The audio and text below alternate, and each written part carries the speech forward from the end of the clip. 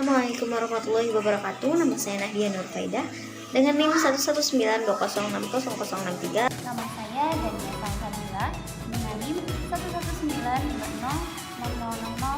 11920000042. Saya Indah Puspita Ningsi dengan NIM 11920600047. Nama saya Muhammad Arya Pradana dengan NIM 11920600059. Nama saya Nurul Kamilah dengan NIM 11920600073.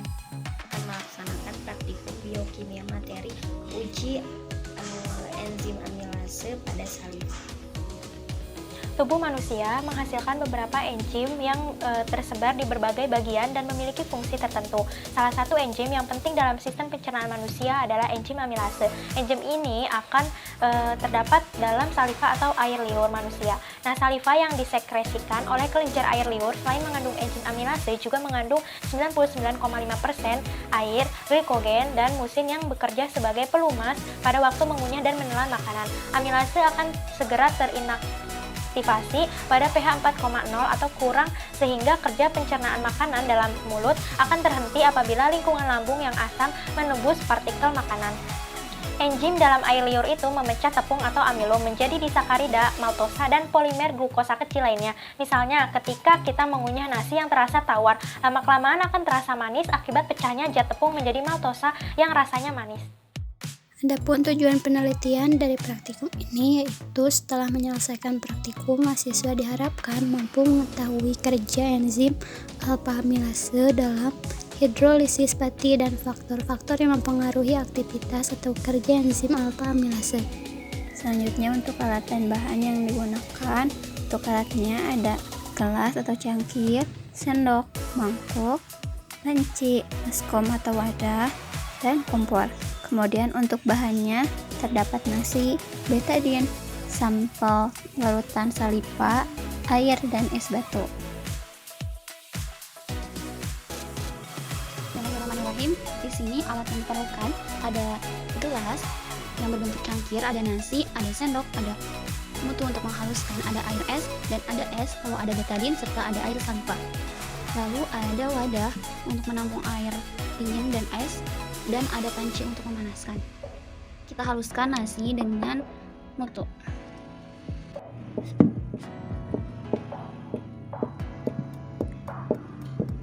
Yang telah dihaluskan, lalu kita masukkan nasi ke dalam cangkir dengan sama banyaknya.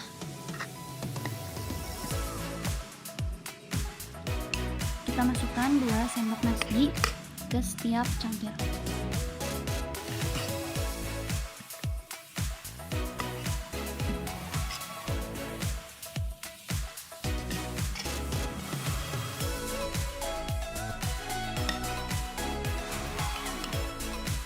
Setelah itu kita masukkan air saliva pada ketiga cangkir dengan sama banyaknya.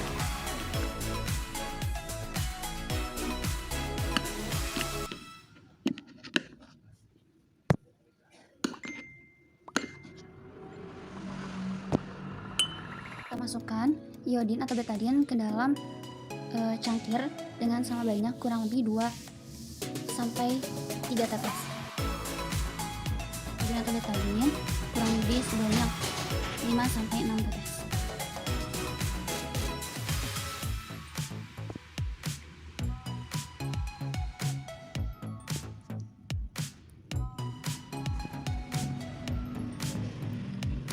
Selanjutnya kita campurkan. Setelah dicampurkan, seperti yang kita lihat bahwa warnanya menjadi ungu pekat. 3 cangkir ini diberi perlakuan yang berbeda.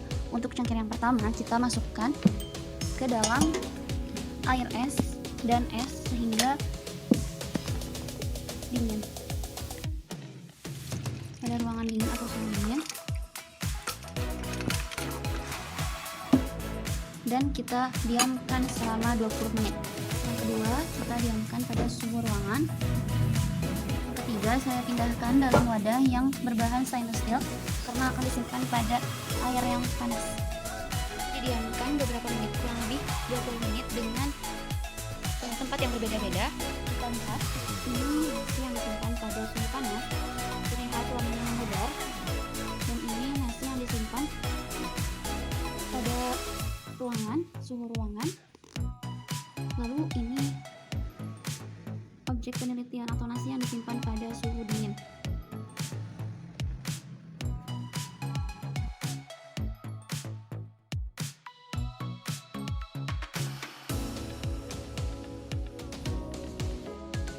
Alat bahan yang dibutuhkan yaitu ada cangkir, betadin, ulekan, sendok plastik, panci, es batu, air, mangkuk, sampel larutan saliva, kompor, dan nasi. Langkah pertama, haluskan nasi yang sudah disiapkan. Kemudian masukkan nasi ke dalam 3 cangkir.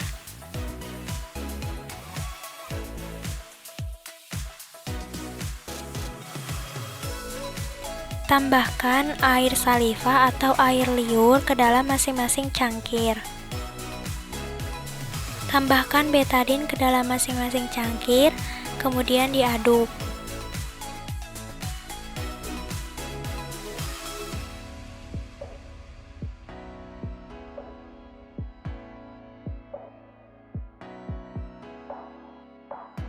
Untuk penyimpanan, cangkir yang pertama disimpan pada suhu rendah atau dingin, kemudian cangkir yang kedua disimpan pada suhu tinggi atau panas, dan cangkir yang ketiga disimpan pada suhu ruang.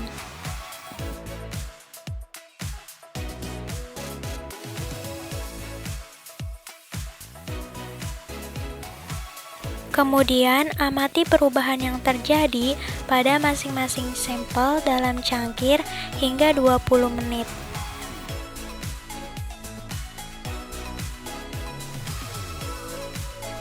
Setelah diamati, ternyata pada cangkir yang disimpan suhu tinggi atau panas mengalami perubahan seperti semula, yaitu warna putih.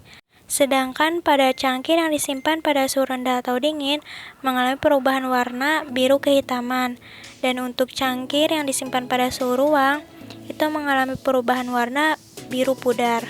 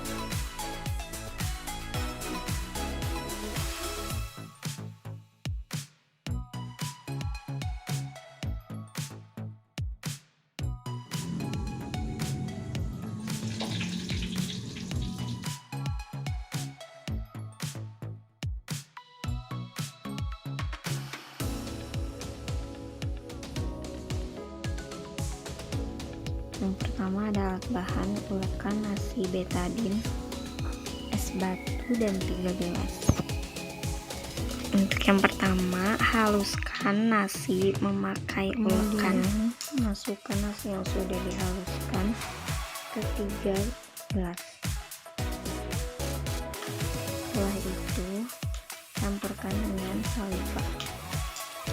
Kemudian, tetesi nasi yang berada di suhu dingin atau air es dengan betadin,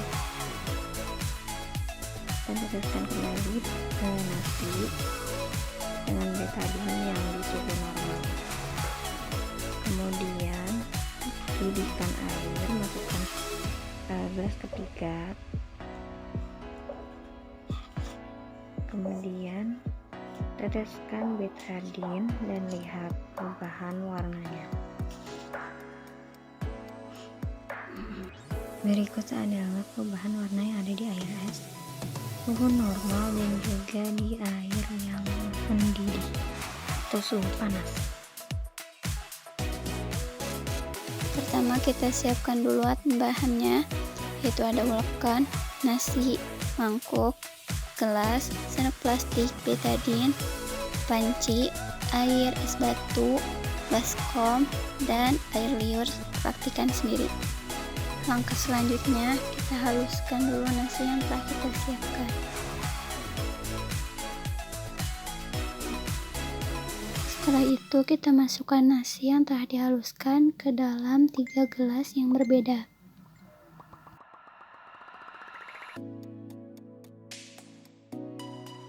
Kemudian kita tambahkan air liur atau air salipak ke dalam gelas yang telah diisi oleh nasi. Lalu aduk nasi terlebih dahulu dan masukkan betadine ke dalam masing-masing gelas secukupnya. Lalu aduk kembali.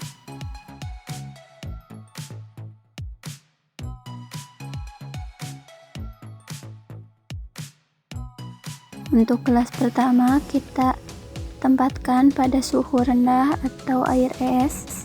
Kemudian gelas yang kedua ditempatkan pada suhu yang tinggi atau air panas. Dan untuk gelas yang ketiga kita tempatkan pada suhu ruangan. Lalu kita amati perubahan yang terjadi pada tiap-tiap gelas tersebut selama 20 menit. Dan inilah hasil uji enzim amilase setelah kita amati selama 20 menit.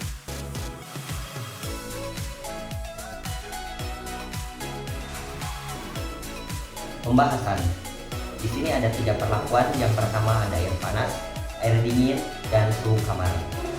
Sebelum dideteksi, untuk air panas berwarna putih, begitupun dengan air dingin berwarna putih, dan suhu kamar berwarna putih.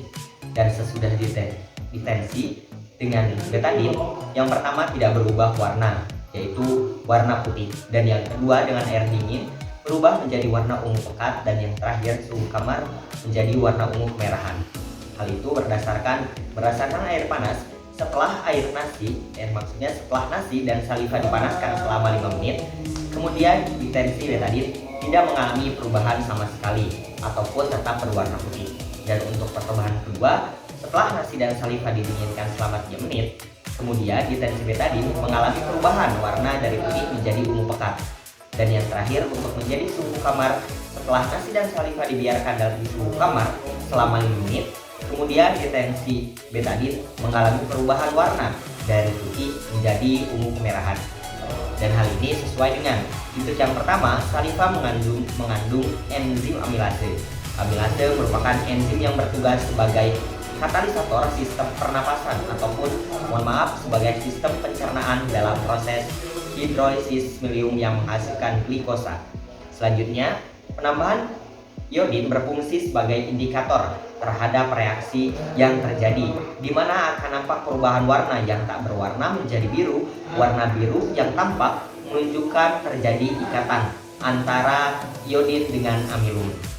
Dan dalam percobaan yang dilakukan 3 variasi ini, suhu merupakan faktor yang mempengaruhi kerja enzim, yaitu saliva pada suhu air dingin, suhu kamar, maupun suhu air yang mendidih.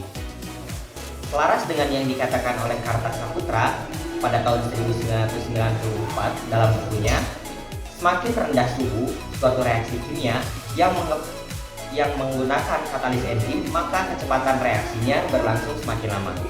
Dan hasil praktikum dari teori tersebut menunjukkan hasil yang sama.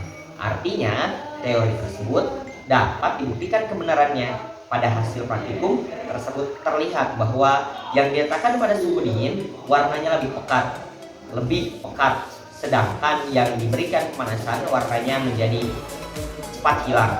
Untuk suhu ruangan masih sedikit terlihat warna. Berdasarkan praktikum yang telah dilakukan, kesimpulan yang diperoleh dari percobaan ini adalah enzim amilase dapat menguraikan larutan peti yang terdapat dalam nasi jika berada pada suhu kamar.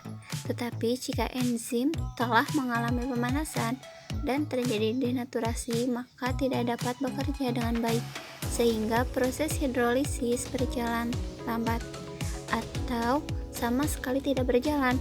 Kerja enzim dipengaruhi oleh beberapa faktor, antara lain suhu, pH, konsentrasi enzim, konsentrasi substrat, dan inhibitor atau zat penghambat. Terima kasih atas perhatiannya. Mohon maaf jika ada kesalahan. Wassalamualaikum warahmatullahi wabarakatuh.